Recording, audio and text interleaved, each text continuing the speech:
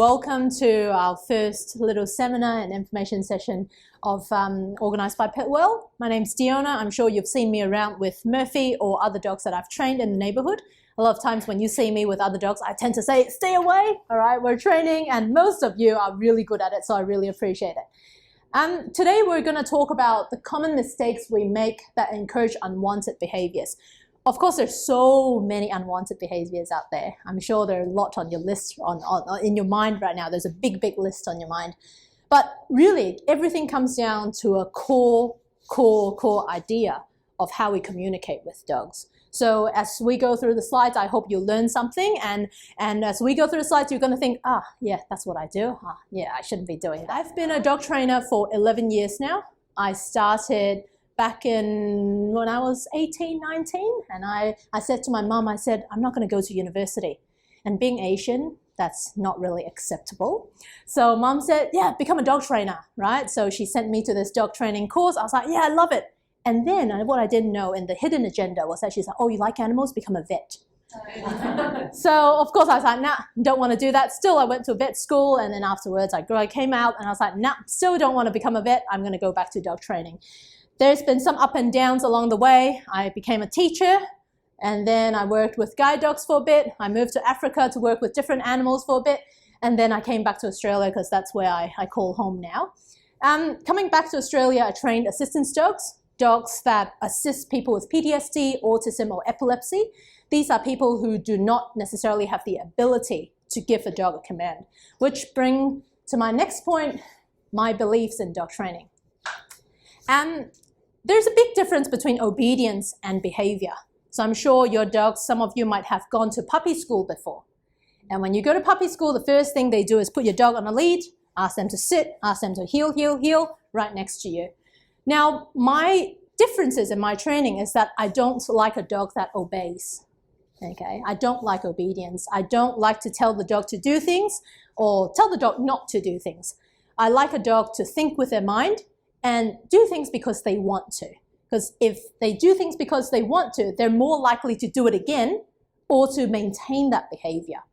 So to give you an example, I've never taught Murphy to sit. All right, I probably started saying the word sit when she's a year and a half old, because I want her to learn that when we're walking, she's on my left-hand side on the loose lead. When I come to a stop, bump into one of you, and then she goes, yep, talking again. I'm going to come to a sit, because that's how I conserve energy. All right, up, still talking. Yeah, there's a dog walking past, a car going past. Yeah, someone else wearing a ball. Ooh, interested. Now I'm going to go back to my owner. Still talking. I might lay down for a bit. This is exactly what Murphy just did then. She went up to you for a pat. The moment you go, nah, no more patting, I'm tired of you, she just go, I'm going to go do my own thing. All right? I didn't tell her to go on her mat or go on her bed or tell her to go down, but she's read the scenario. No one is engaging with her. So she goes, I'm an animal. Like all of us, when we're tired, when we've got nothing better to do, we go lay down. Okay? Obedience for me is not important, because I feel like if I need a dog to obey, my eyes has to be on my dog all the time.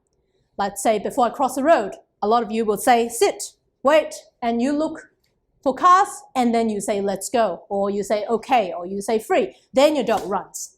Okay? Now, with my dog, she doesn't know the difference between the pavement or the road.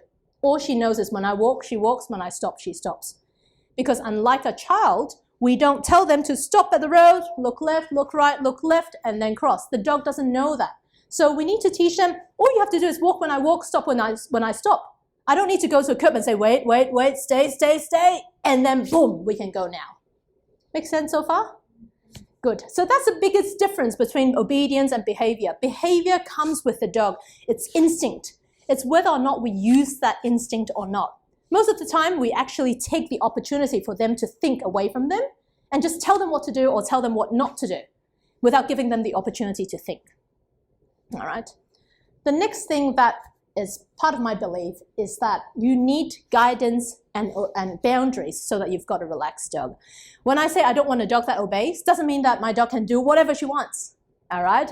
But I want one that's guided to do the right thing. And I'm quite firm with my boundaries. There's always consistency. There's never any mixed up. There's no bad dogs in this world. There's only confused dogs.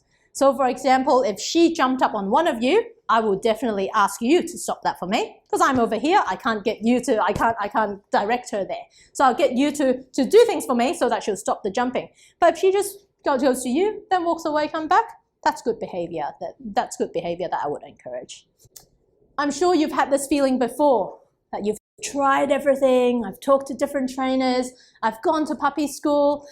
We've done everything we can. We have, go look at the moon, look at the sun, look at the weather, look at everything. Tried treats, try to redirect your dog. You've tried everything, but somehow your dog's just not getting the message. All right? It is a very, very common feeling in dog owners because we think in the human way. All right? We think of them as children. I've told you, I've let you know, I've said it multiple times, but somehow you're just not getting it. I see some smiles here that go, oh, I'm guilty of that. All right? But that's okay. We'll get to it. Dogs are not humans. We want to communicate with them in their way and not our way. I always say humans' intelligence are slightly higher than dogs, ever so slightly. But it's hard for dogs to understand us if we communicate with them our way. She doesn't speak English. She doesn't speak Chinese. She doesn't speak Dutch. That's what my partner speaks. She doesn't speak any of that. So if I expect her to understand what I'm saying, it's really hard for her. Because sometimes, I'll give you an example. When I say the word toilet, sometimes I say bathroom, sometimes I can say go to the loo. You've got so many words that confuses the dog. Sometimes you say come on, sometimes you say let's go, come on, you say this way, all right? There's just so much confusion for the dog. But what we forget is that dogs don't communicate with words. They communicate with their bodies. And they're very, very good at reading our body language as well. I'm not saying to just communicate with your dog with body language. It's something that can be done. But I'm talking about the really, really subtleness of your body, the way you move, the way you look at things, the way you do a little glance. Your dog knows it, okay? If my dog comes all the way to me, I just lean forward a little bit. She knows she'll have to go in a sit because that's what I've been doing. But it's so subtle. She goes, whoop, I'll go into a sit now because that little movement goes into her body space, into her physical space. She goes, whoop, back up. Go into my brakes, and then I'm going to come into a sit. Dogs are very, very sensitive in that way. Not just dogs, cats as well. So if you've got a cat at home, you probably know sometimes when your dog's too hyper, too revved up, your cat will run away. They will stay away. But the moment your dog starts to settle and you're on edge, you're like, oh, the dog will chase the cat, the dog will chase the cat. I'll bet you your cat will not even come close because your cat can read the dog going, this is not my chance right now. I'm not going to come close. In the meantime, we're not reading the animals. We're just going, I know his history, I know she'll go. But the cat knows it better than you do, all right? So we need to learn to communicate with them in their way so that it's easier for them to understand.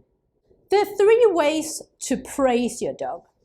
When I say praise, I mean when your dog does a certain behavior and I praise it, it will repeat this behavior. It's more likely to repeat this behavior.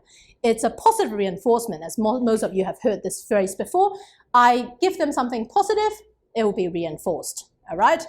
Now, there are 3 ways to praise your dog so that they will repeat a behavior. First one is a verbal praise.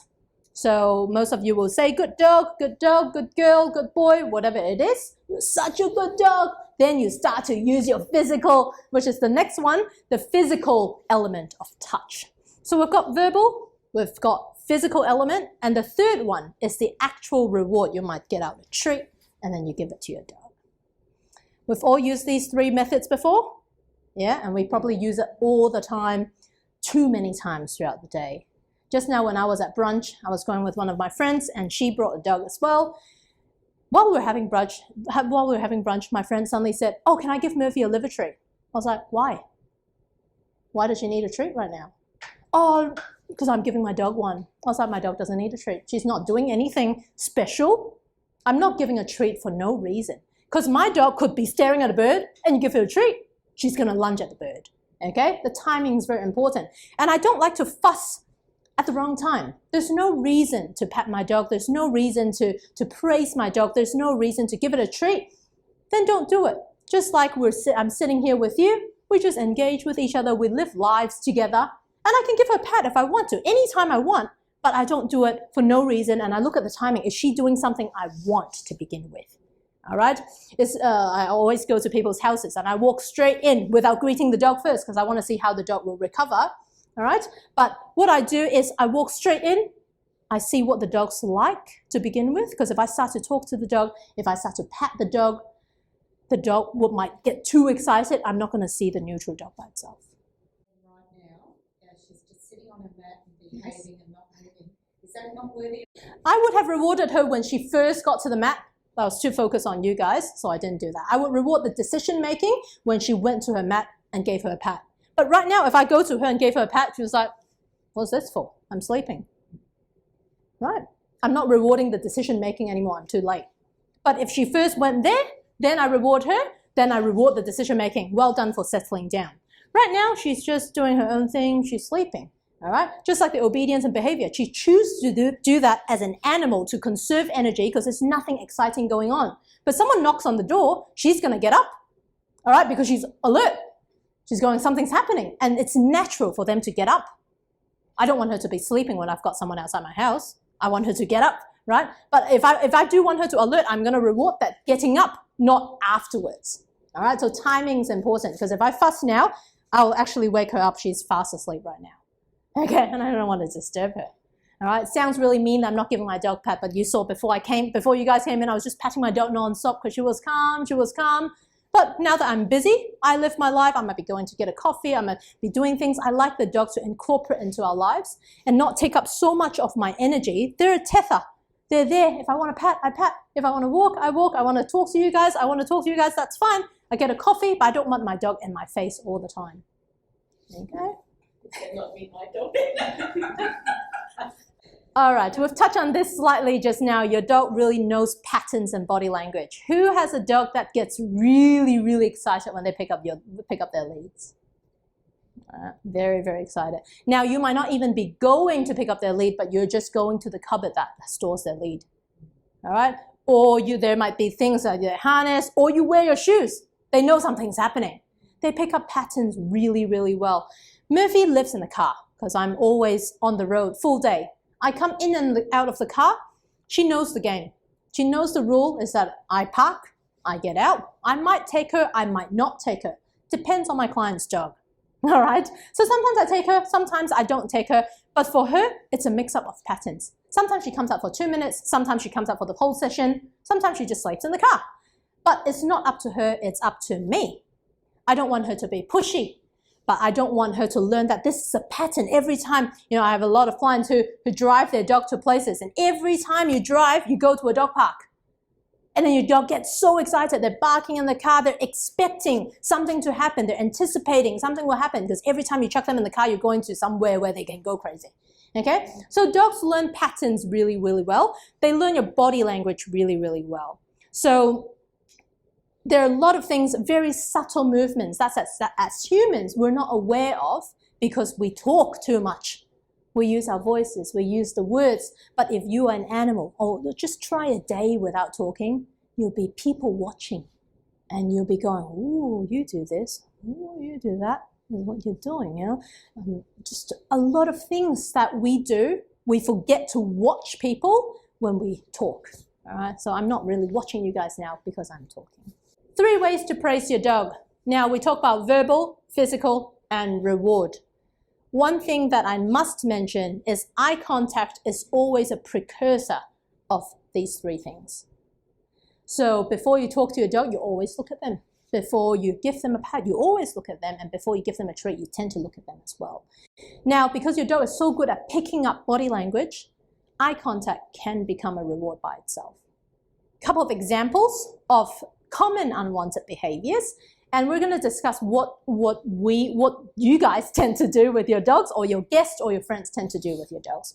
So for example, your dog jumps on you.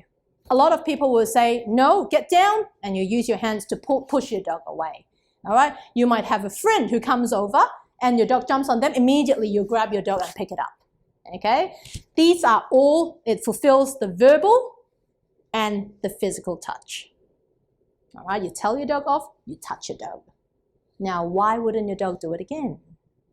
You don't want them to jump on you. When they don't jump, their paws are on the ground. When the paws are on the ground, you give them the attention. Simple as that.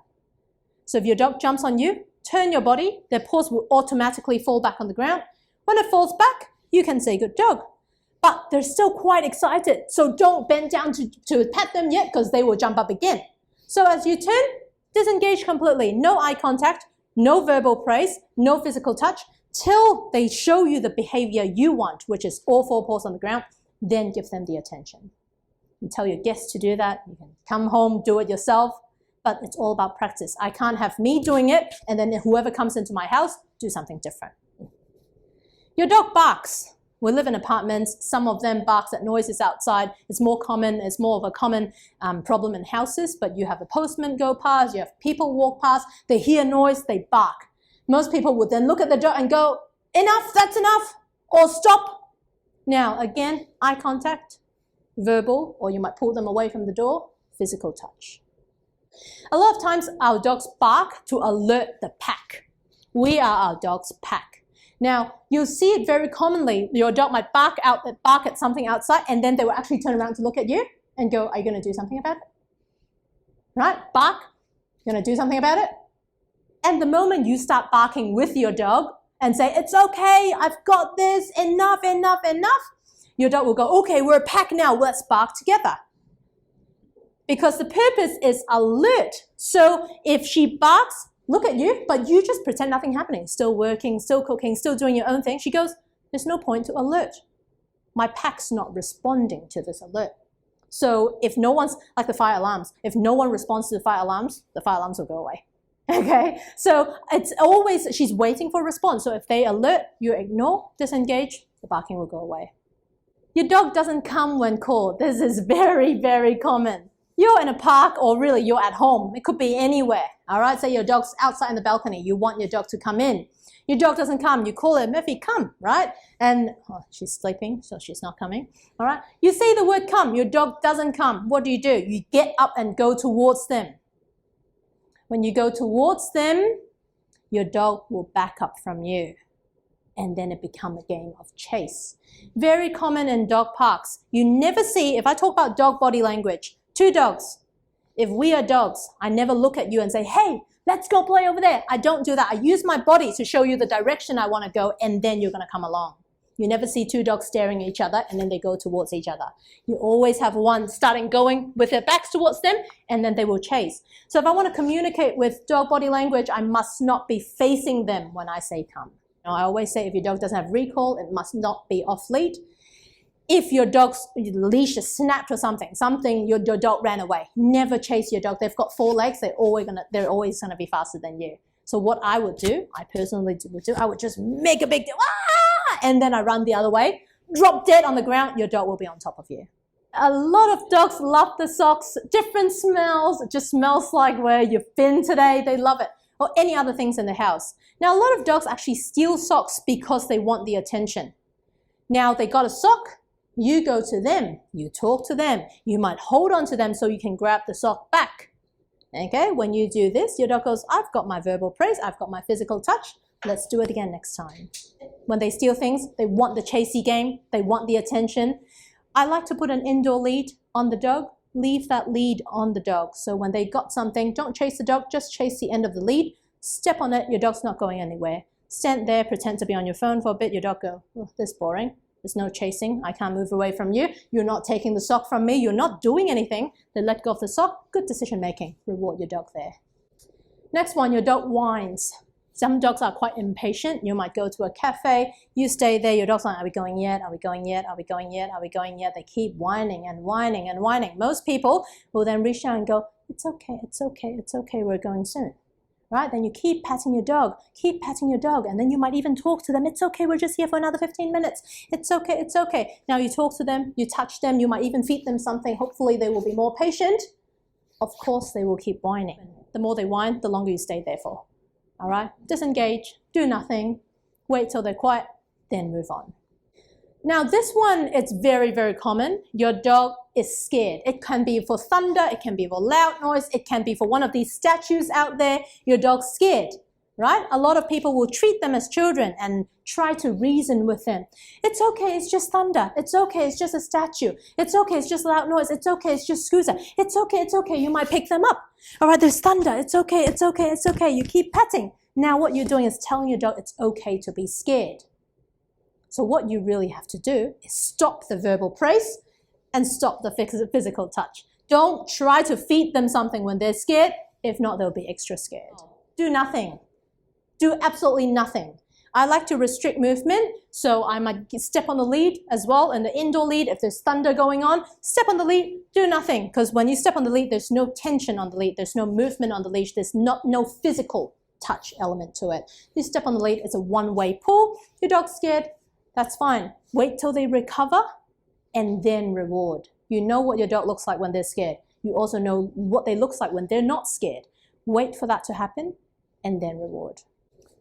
Like I said before, there are no bad dogs in this world, just very, very confused dogs. All right, you tell them one thing, you do another, and then you tell them something different another day, you do something different another day. So try to be very consistent. Now, all these unwanted behaviors will disappear when you don't encourage them. So we need to be very mindful of, are we actually encouraging the dogs to do these behaviors? Because when we are doing that, your dog's behaviors will keep coming back and keep coming back and keep coming back.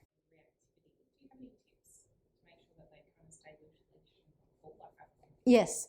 Loose leash walking and reactivity are two different things.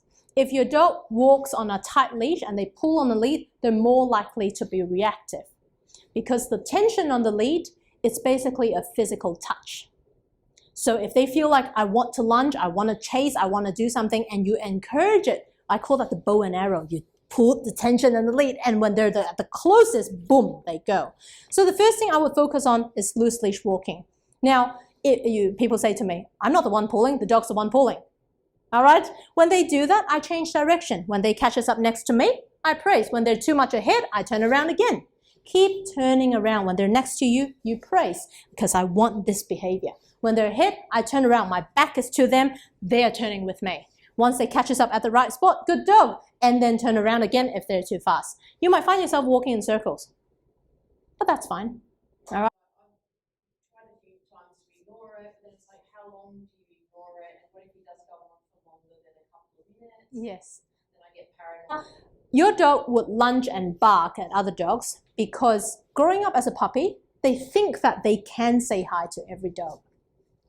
Okay? A lot of people got a puppy, they ask me, can we say hi? I said, no, thank you. I don't know you. It sounds very mean, but I don't know you. If I have a child, I don't come up to you and say, hey, can my child play with your child? I don't know you. All right? If it's a friend's dog, maybe, because I know it's a good dog. All right? When Murphy was growing up, she got to say hi to 1 out of 10 dogs I see. That's the ratio. Otherwise, we just walk past. That 1 out of 10 is an old and calm one because I want her to learn good behaviors. All right? It looks like I'm always avoiding you guys when I'm with my dog for this good reason. Because my dog sees another dog, she doesn't feel the need or urge to go say hi because it's never been in her dictionary that I can say hi to everyone. We don't do this with people on the street. All right? Because might be going from point A to point B, going to get a coffee. I don't need to stop every time and get my dog to say hi. Now, once your dog thinks that, oh, I can say hi to everyone and I should say hi to everyone, when your dog becomes a teenager, it's a bit bigger, right? And you go, oh, I don't really want to say hi to them, or I know my dog will jump on them. Or you see a dog that looks quite aggressive, I don't want my dog to say hi. But your dog doesn't know that. Your dog's only known that every time I see a dog, I can say hi. Now, your dog wants to go. You don't want it to go. You feel that tension on the lead, and it causes frustration. Frustration causes the barking and the lunging. So in a nutshell, letting your dog say hi to everyone actually causes reactivity, because reactivity, it comes from frustration.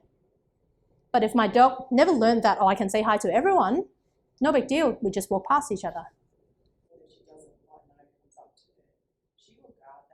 Yeah. Yeah. How can I stop her from being aggressive towards other dogs? Yes. Would you say your dog is ball obsessed? Yes. Obsession is not good.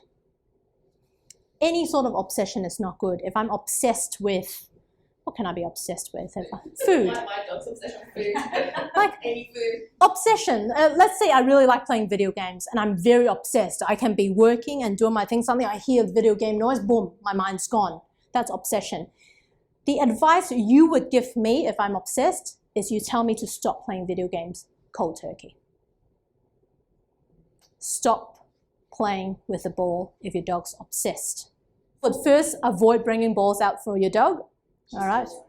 Yes, yes. Now, when she sees a ball, she goes off and there's no recall. If your dog has no recall, She comes back to me. okay, so she brings the ball back. Would she let go of the ball? To me, yes. Yes, okay. Okay, then I will take the ball, give it back to the person, walk away with your dog. So I've learned that if I do that, Yeah. she will run away from me in the future. So what I have to do is ask the owner if I can throw the ball 1 or 2 times. Yeah. So she knows that the ball's not going to be taken off her all the time. That she can And she'll come back to you. And sometimes it'll get taken Yes. off, sometimes it won't. Yes. So we need to work on the recall. Recall is basically no matter the scenario, in spite of distractions, your dog will come to you. Okay? I always ask people, does your dog have good recall? And they say, oh, sometimes 50-50, 80-20. And then I give them the prime example of if your dog's in front of you, you see a snake in front of you, of your dog, can you call your dog to come? All right? If there's dog, snake, ball, if your dog does go past the snake to go to the ball, then it's bad recall. So what I would do is go to a lower distraction environment, really, really practice that recall, and then you might go closer to the park with other people playing with the ball, still keep that consistency, keep that boundary, keep that routine, and then we can go closer and closer and closer. All right? She loves balls as well. But, you know, she gets someone else's ball, I actually disengage with her, especially if she finds a ball in the park and, you know, it's not our ball, but no one else is there, right? She holds it and then 5 seconds later she goes, you're not interested. She lets go of it, all right? It comes with consistency, but that's 2 separate problems. There's ball and there's recall. So I would separate them both, practice the recall, remove the ball obsession, and then slowly you combine them. You've got my Instagram here. Look at my Instagram. You'll find some free tips on there and have a look on there. Awesome.